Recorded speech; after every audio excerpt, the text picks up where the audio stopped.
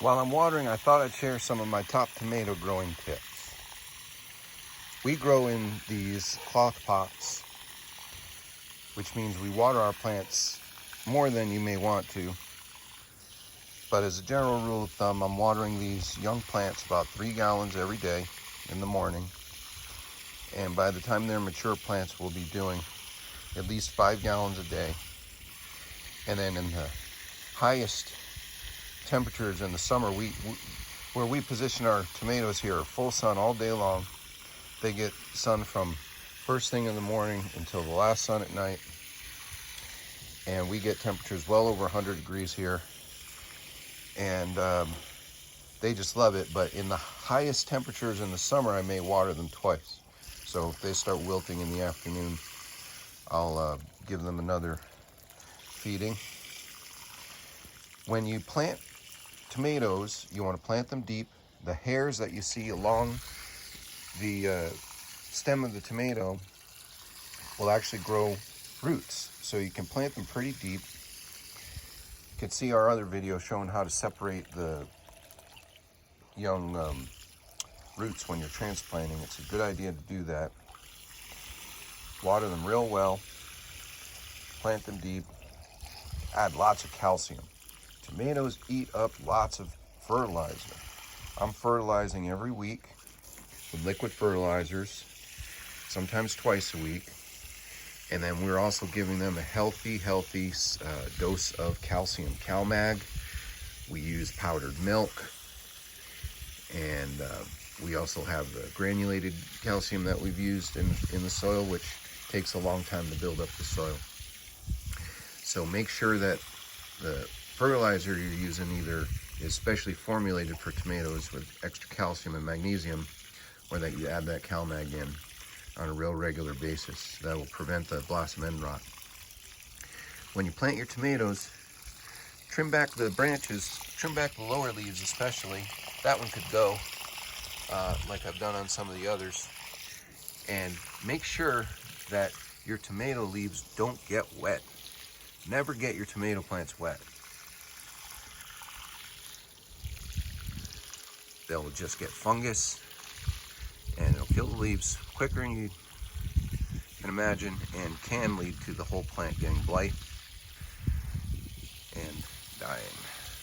Don't get your plants wet, and by all means, do not let the plants touch the dirt. Never ever let, if a tomato leaf touches the dirt, cut that leaf off.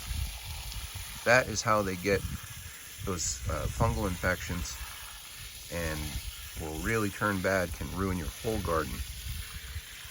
So, in fact, while I'm saying that, get my clippers, because that's one lower branch that I missed.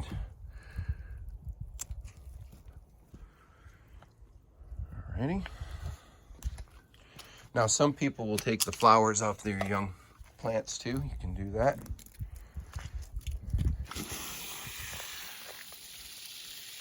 A few other things you want to do with your young tomatoes is start training them right away. You can see I've got this one. As soon as it's tall enough to get onto the string, start training them up right away, because they will start growing funny on you. You can see we've got a couple that they got leggy as seedlings, and they're already growing pretty crooked. And you want your tomatoes to be pretty straight, because that's going to make a big difference later on when you're trying to control these monsters.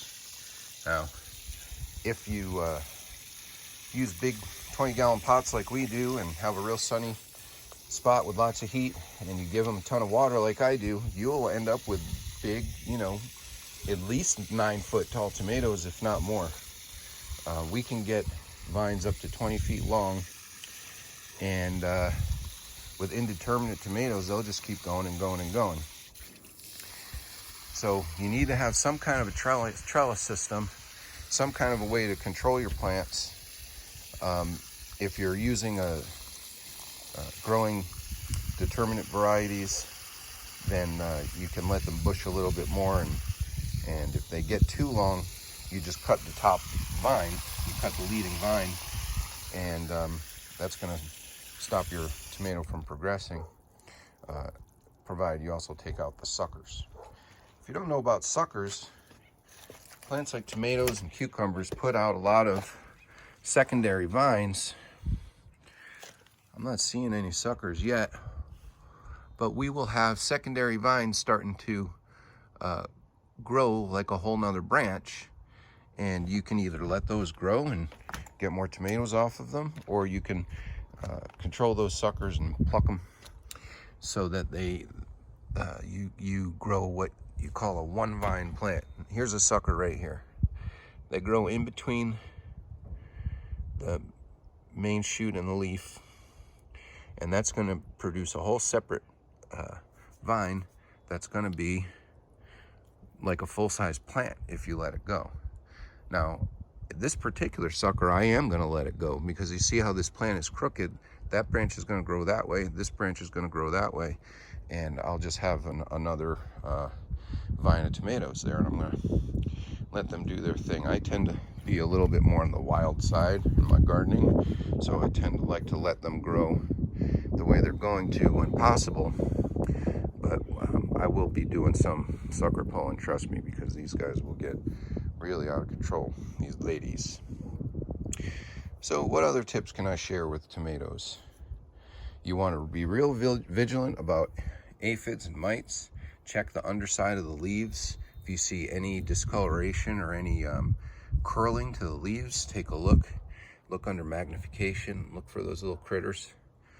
Water can blast off a lot of aphids, and you want to use some controls. We use a few different products in rotation to do any kind of pest management, and we've got a lot of other plants that are pretty sensitive, so we have to watch it. We've got even more this year. We've just put in a bunch of roses, so we've got tomatoes and roses and berry plants and cannabis and a lot of stuff that's pretty susceptible to a variety of insects. And where we live also, there's a lot of cannabis growing up here in Northern California, and that attracts a lot of aphids. So we've got multiple kinds of aphids and mites and a lot of other critters that attack our vegetable garden, so we have to really stay on top of it.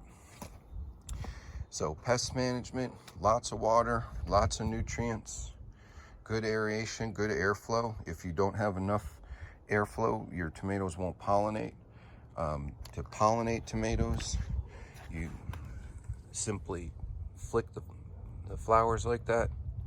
There are techniques where you can go around with a brush and do other things, but with self-pollinating tomatoes, you just have to get the pollen to drop down. And the only rule with that is you want to do it early in the morning. You don't want to do it in the heat of the day, because that'll kill off the flower and you'll get pretty poor performance.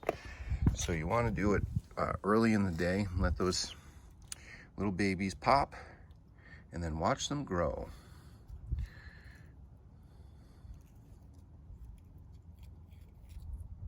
Little maintenance things like that will make a difference for your tomatoes. They really will. And this plant got a little moisture maybe. This leaf is going to go next. And it might have got a little overspray from the hose, or it may have happened when it was a seedling, but you want to really watch it with those damaged leaves. Make sure that you're diagnosing whatever problems you may have in your tomatoes, and that'll make a big difference in the health of your plants. The tricky thing with tomatoes is that when one has a problem, that problem can quickly spread to your other plants. So you want to really stay on top of it and make sure that all your plants are healthy, especially if you're growing a lot of them in a close proximity like this.